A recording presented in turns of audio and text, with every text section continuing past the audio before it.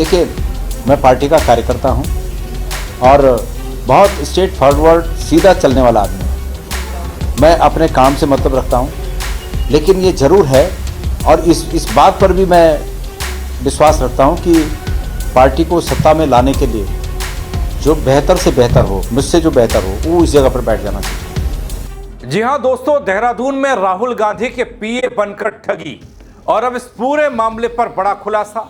कांग्रेस प्रदेश अध्यक्ष गणेश गोदियाल का भावुक बयान, चाहे तो पद से हटा दे लेकिन सेटलमेंट नहीं करूंगा। आखिर इस ठगी के पीछे कौन और किस तरीके से इसे अंजाम दिया जा रहा है?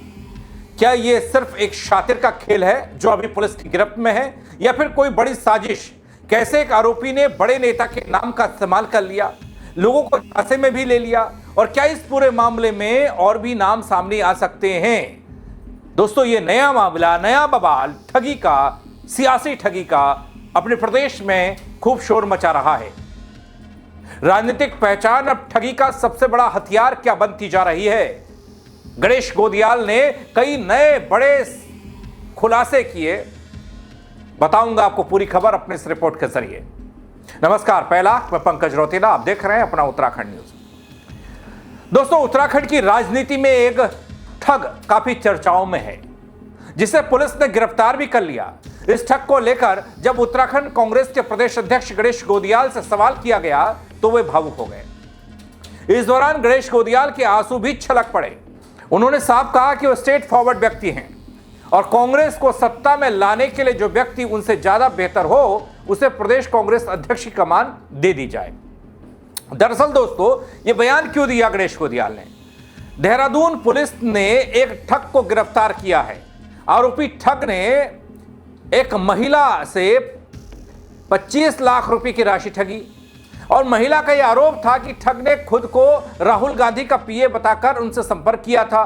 ठग ने एक महिला को विश्वास में लेते हुए यह कहा कि वो उसे आगामी विधानसभा चुनाव में कांग्रेस का टिकट दिलवा देगा, और इसी के नाम पर आरोपी ने अलग अलग तरीकों से महिला से करीब 25 लाख रुपए ले लिए। हालांकि जब महिला को अपने साथ हुई ठगी का एहसास हुआ तो काफी देर हो चुकी थी। इस बारे में जब गणेश गोदियाल से मीडिया ने सवाल पूछा तो उन्होंने कहा कि ठग ने उन्हें भी फोन किया था। जी हां, सही सुन रहे हैं आप, उन्हें भी फोन किया था और कहा था कि उनकी प्रदेश अध्यक्ष की कुर्सी जाने वाली है। पहले तो उन्हें भी उस ठग की बातों पर विश्वास नहीं था, लेकिन कुछ ही देर में वो समझ गए थे कि यह कोई फर्जी व्यक्ति है। गणेश गोदियाल कहते हैं दोस्तों कि जिस दिन उनके खिलाफ साजिश की बात सामने आई, उसी दिन उन्होंने परमेश्वर को याद किया। इस घटना के बाद वे कई दिनों तक नहीं सो पाए, उनका परिवार डिस्टर्ब रहा और उसके बाद गोदियाल अपनी बात करते हुए अचानक से भावुक हो गए। उनकी आंखों से आंसू छलक पड़े। हालांकि उन्होंने दोस्तों अपने आप को काबू किया और अपनी बात पूरी रखी। उन्होंने कहा कि मैं भी ये चाहता हूं कि उत्तराखंड पुलिस उस ठग के प्रायोजन को सार्वजनिक करे, ताकि ये पता चल सके कि किस मकसद से उसने ठगी को अंजाम दिया। इस ठगी में कौन कौन से लोग फंसे, जो लोग इस ठगी में फंसे, ये सब बातें उजागर होनी चाहिए। वह कई दिनों से सो नहीं पाए। उनकी बेचैनी अभी भी है कि यह पूरा वाकया जनता के समक्ष आना चाहिए। सुनिए गणेश गोदियाल को। देखिए, मैं पार्टी का कार्यकर्ता हूं और बहुत स्ट्रेट फॉरवर्ड सीधा चलने वाला आदमी हूं। मैं अपने काम से मतलब रखता हूं, लेकिन ये ज़रूर है और इस बात पर भी मैं विश्वास रखता हूं कि पार्टी को सत्ता में लाने के लिए जो बेहतर से बेहतर हो, मुझसे जो बेहतर हो, वो इस जगह पर बैठ जाना चाहिए। मैं इस पर विश्वास रखता हूं और मैं अपने काम में विश्वास रखता हूं। जिस दिन मेरे खिलाफ ये बात आई सामने, मैंने उस दिन परमेश्वर को याद किया और मैं उस पर विश्वास करता हूं। मुझे ज़्यादा मत पूछे, मैं भावुक हो जाऊंगा। मैं उतने दिनों से सो नहीं पाया। मैंने जो मेरे पे आरोप लगे, मैंने कभी उन आरोपों को मैं सोच नहीं सकता हूँ। हाँ, ये ठीक है, कहा गया कि उनके घर में मंगलवार को चिकन बना था, ये बना था, वो बना था। भाई, हम लोग पहाड़ी लोग हैं, हमारे यहाँ मंगलवार को पूजा होती है, देवी की पूजा होती है, मंगलवार शनिवार को ही होती है। मेरे घर में मेरे परिवार के लोग नहीं सो पाए। हमने ज़िंदगी में इस तरह की स्थिति को कभी फेस नहीं किया और इसके पीछे निश्चित रूप में साजिश है। निश्चित रूप में मैं भावुक आदमी हूँ, मत छेड़िए मुझे। और ठीक है, मैंने परमेश्वर पर विश्वास किया, परमेश्वर ने बहुत जल्दी पर्दाफाश कर दिया। दोस्तों, गणेश गोदियाल यही नहीं रुकते। गणेश गोदियाल कहते हैं कि जब इस ठग का फोन उनके पास आया था तो उन्होंने उस ठग को साफ कहा कि उनका कल नहीं बल्कि आज ही प्रदेश अध्यक्ष के पद से हटवा दें, छुट्टी करवा दें। लेकिन वो तब भी पार्टी के साथ हैं और पार्टी के कार्यकर्ता हैं। गोदियाल कहते हैं कि एक बार तो ठग की बातों पर उनको भी विश्वास हो गया, लेकिन जब उसने किसी दूसरे का नाम लेते हुए सेटलमेंट की बात की तब उनको उस पर शक हुआ। वो कहते हैं साफ तौर पर मैंने कहा कि मैं कोई सेटलमेंट की बात नहीं करूंगा क्योंकि मैंने कोई अपराध नहीं किया है।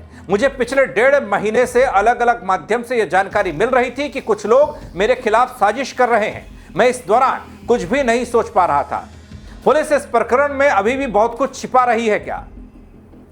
उसने जो नाम लिए हैं, पुलिस का काम उन नामों को उजागर करना है। लेकिन गणेश गोदियाल की परेशानी कितनी बड़ी थी, सुनिए तो। मुझे भी आया फोन उसका, आपको हटाने की, आपको पद से हटाने की बात। मैंने कहा भाई अभी हटा, कल हटाना तो आज हटा। मैं तो न तुम्हें किसी से बात करना है और न मैंने किसी को कुछ देना है, तुम अभी हटा दो। उसने मुझे कहा कि आपकी वजह से ये ऐसा ऐसा आरोप लगा रही हैं और आपकी वजह से पार्टी की छवि खराब हो रही है। और मैंने कहा अभी हटा दो भाई, कोई दिक्कत नहीं।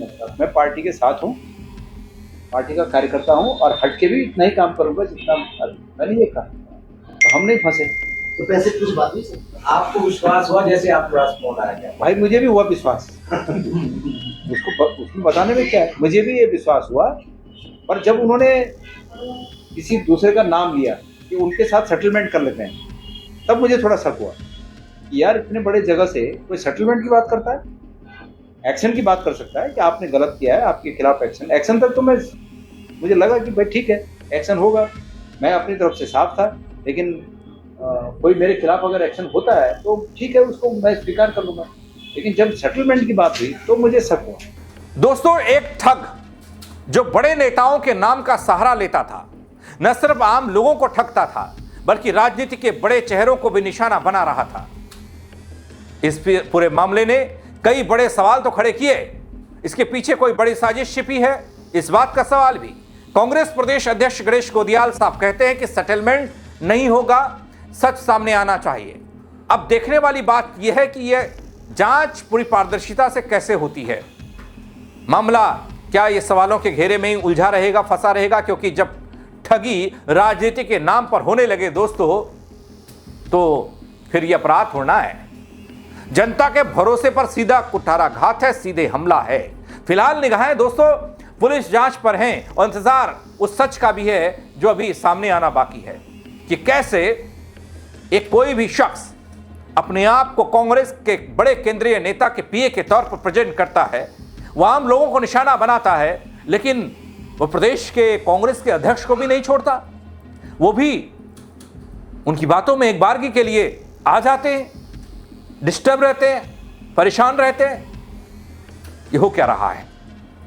ये ठगी का जाल सियासी होता जा रहा है क्या? आप अपनी राय इस खबर पर जरूर दीजिएगा दोस्तों, कमेंट के जरिए बताइएगा, शेयर कीजिएगा ताकि और लोग भी देख पाएं। फेसबुक पर देख रहे हैं फॉलो कीजिएगा, यूट्यूब पर देखेंगे सब्सक्राइब नहीं किया है चैनल तो कर लीजिएगा। मेरे साथ जुड़ने के लिए आप सबका बहुत शुक्रिया। जय उत्तराखंड गढ़ी। देखिए, मैं पार्टी का कार्यकर्ता हूं और बहुत स्ट्रेट फॉरवर्ड सीधा चलने वाला आदमी हूं। मैं अपने काम से मतलब रखता हूं, लेकिन ये जरूर है और इस बात पर भी मैं विश्वास रखता हूं कि पार्टी को सत्ता में लाने के लिए जो बेहतर से बेहतर हो, मुझसे जो बेहतर हो, वो इस जगह पर बैठ जाना चाहिए।